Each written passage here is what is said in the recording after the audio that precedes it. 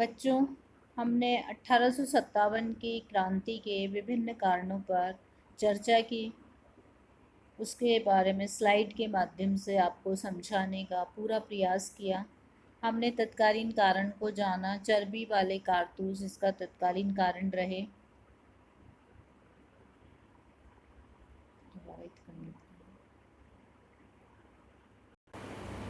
बच्चों, आज हम अध्ययन करेंगे 1857 की क्रांति के विद्रोह का प्रसार और उसका पतन किस तरह से हुआ। इससे पूर्व हमने अध्ययन किया 1857 की क्रांति के राजनीतिक कारण, जिसके अंतर्गत हमने पढ़ा अंग्रेजों की साम्राज्यवादी नीति, नरेशों और जागीरदारों में अपने अस्तित्व के प्रति चिंता, प्लासी के युद्ध की हार का बदला। प्रशासनिक कारणों में हमने देखा भारतीयों को उच्च पदों से वंचित रखा गया। न्यायिक व्यवस्था में अनेक दोष थे। न्याय प्रणाली भेदभाव से भरी हुई थी। भू राजस्व जमींदारों और किसानों से अत्यधिक वसूल किया जाता था। जागीरदारों की जागीरें जब्त कर ली जाती थी। इसलिए किसानों में, भारतीयों में, जमींदारों में और अन्य वर्गों में जो है रोष की भावना ब्रिटिश सरकार के प्रति थी। सामाजिक कारणों में हमने जानने का प्रयास किया कि किस तरह से सामाजिक कुरीतियों को दूर करने के परिणाम स्वरूप भारतीय जनता के मानस पर ये विचार अंकित हो गया कि ये हमारी संस्कृति पर प्रहार करने का प्रयास कर रहे हैं विभिन्न प्रकार के कानूनों को बनाकर। अंग्रेजी शिक्षा का जब प्रसार होने लगा तो भारतीयों में पाश्चात्य परंपराओं को थोपकर भारतीय सभ्यता को नष्ट करने का प्रयास किए जाने के विचार लोगों के मन में जागृत होने लगे। ईसाई प्रचारकों द्वारा जब धर्म परिवर्तन द्वारा अधिकाधिक लोगों को ईसाई बनाने का प्रयास किया जा रहा था, उनके कानूनों के माध्यम से अनेक सहूलियत भारतीयों को दी जा रही थी कि अगर कोई धर्म परिवर्तन करेगा तो किसी भी प्रकार की उसकी वंशानुगत संपत्ति से उसे वंचित नहीं रखा जाएगा। कुलीन वर्ग की हीन दशा इसलिए होती जा रही थी कि देशी राजाओं ने सहायक संधियों को स्वीकार कर लिया था। उन्हें अपने दरबार में उच्च पदों से वंचित रखा जा रहा था। इसके अतिरिक्त हमने जानने का प्रयास किया कि भारतीयों का किस तरह से शोषण किया जा रहा था। उनको कुटीर उद्योग धंधों का विनाश कर दिया था।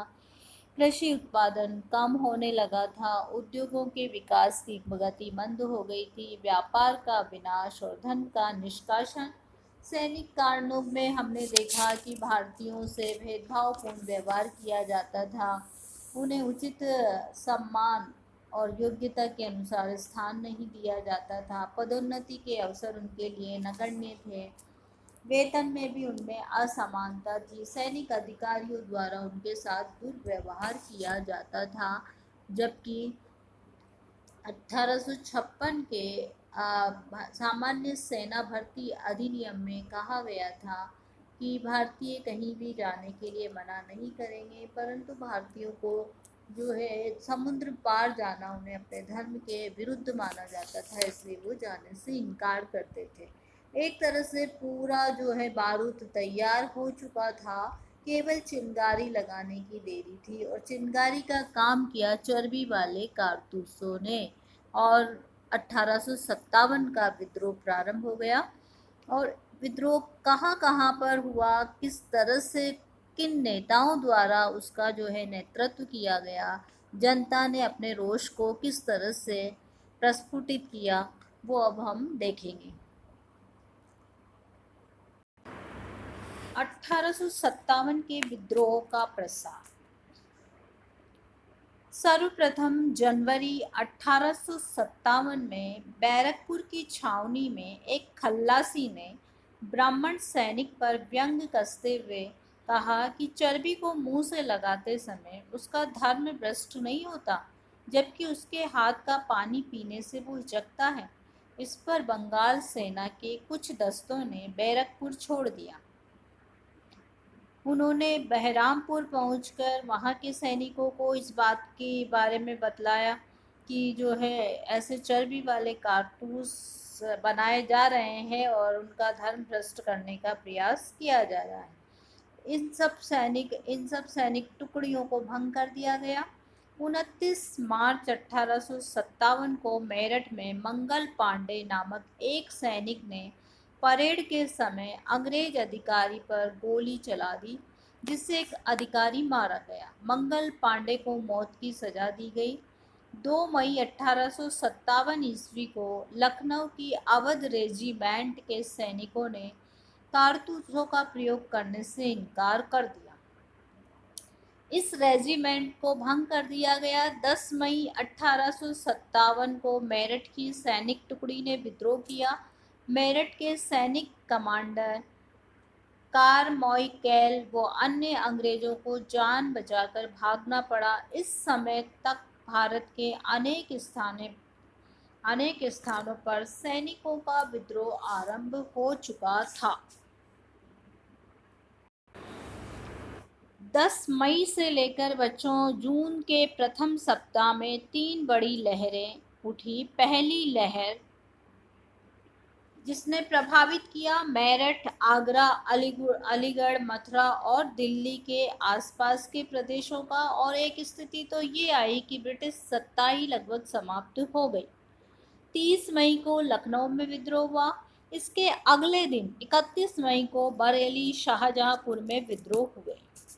सैनिकों ने विद्रोह किया और सबसे अधिक व्यापक विद्रोह जो था झांसी, ग्वालियर, इलाहाबाद, वाराणसी, कानपुर, उत्तर प्रदेश के कुछ अन्य भागों में हुआ।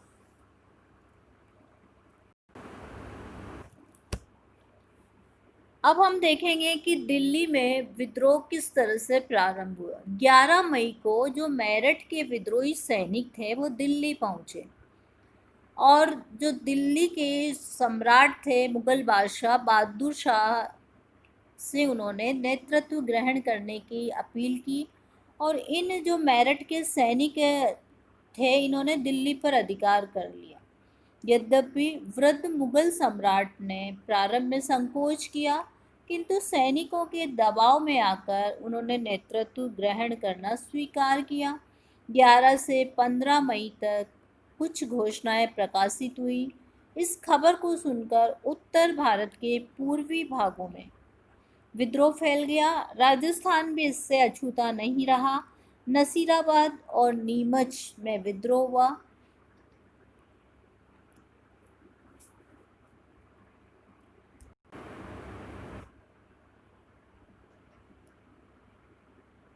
अवध की राजधानी लखनऊ में विद्रोह किस तरह से हुआ।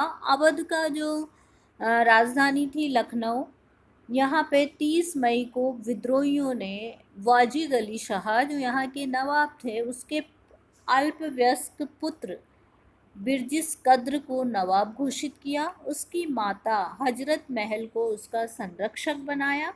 विद्रोही सैनिकों ने उनका साथ दिया। जो इस समय गवर्नर जनरल था कैनिंग ने लिखा कि अवध में विद्रोह ने राष्ट्रीय रूप धारण कर लिया था। अंग्रेजों ने आउट्रम तथा हैवलॉक को लखनऊ भेजा, किंतु वे असफल रहे। अंग्रेज अधिकारी थे दोनों, आउट्रम और हैवलॉक। इनको विद्रोह को दबाने के लिए भेजा गया, लेकिन ये भी विद्रोह को दमन करने में असफल सिद्ध हुए।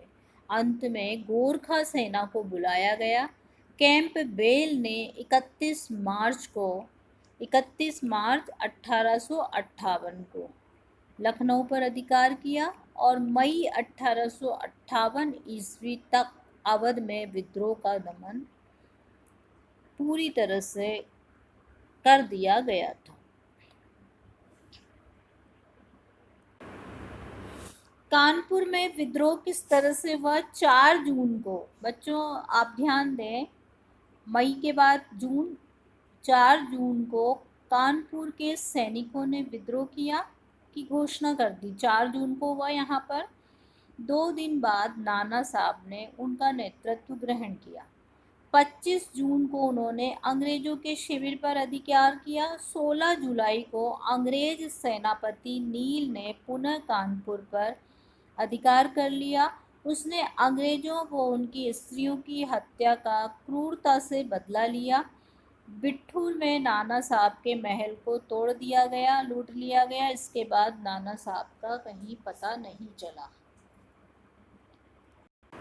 झांसी में जो विद्रोह का नेतृत्व किया रानी लक्ष्मीबाई ने, और आपने बहुत हिंदी के जो सुमित्रा नंदन पंत थे उन्होंने खूब लिखा है उनके बाद, खूब लड़ी मर्दानी वो तो झांसी वाली रानी थी। तो झांसी वाली रानी का नाम लिए बिना ये विद्रोह समाप्त नहीं हो सकता। तो झांसी में विद्रोहियों का नेतृत्व किया रानी लक्ष्मीबाई ने। 5 जून 1857 को यह विद्रोह आरंभ हुआ। प्रारंभ में रानी लक्ष्मीबाई ने विद्रोहियों का सहयोग नहीं किया था। उसने सागर डिवीजन के कमिश्नर को पत्र लिखकर अपनी स्थिति को स्पष्ट किया था, किंतु अंग्रेजों ने उस पर विश्वास नहीं किया। विवश होकर रानी ने विद्रोहियों का नेतृत्व ग्रहण किया। अंग्रेज सेनापति हुईरोज के साथ साथ लड़ते हुए उसने वीरता का प्रदर्शन किया। कुछ विश्वासघातियों के कारण 4 अप्रैल 1858 को झांसी के किले पर अंग्रेजों का अधिकार हो गया। रानी भागती हुई कालपी पहुंची। इस स्थान पर रूस ने और रोज के साथ उसका भयंकर युद्ध हुआ। कालपी से वो ग्वालियर गई और नाना साहब के भाई राव साहिबा को शीघ्रता के साथ आक्रमण करने की सलाह दी, किंतु राव साहब ने काफ़ी समय गवा दिया। ग्वालियर के पास लड़ते हुए रानी ने फिर अपनी रणकौशल और वीरता का परिचय दिया, किंतु वो जीत नहीं सकी। शत्रु सेना द्वारा घिर जाने पर रानी भाग निकली। रण क्षेत्र से कुछ दूर ही गई थी कि शरीर पर अनेक घाव के कारण उसकी मृत्यु हो गई।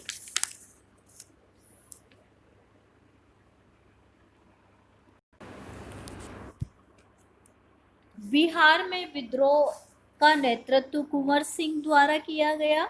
जुलाई 1857 में कुंवर सिंह के नेतृत्व में विद्रोह हुआ और आरा पर अधिकार करने के बाद वे आगे बढ़े। मार्च 1858 ईस्वी में उन्होंने आजमगढ़ पर अधिकार किया। 6 अप्रैल 58 को उन्होंने अंग्रेज सेना को हराया। 22 अप्रैल को अपनी जागीर जगदीशपुर पर अधिकार कर लिया। अंग्रेज सेना ने जगदीशपुर को घेर लिया। 3-4 दिन के संघर्ष के पश्चात कुंवर सिंह लड़ते हुए मारे गए। इस पर भी अंग्रेज लगभग 1 वर्ष तक जगदीशपुर पर अधिकार नहीं कर सके।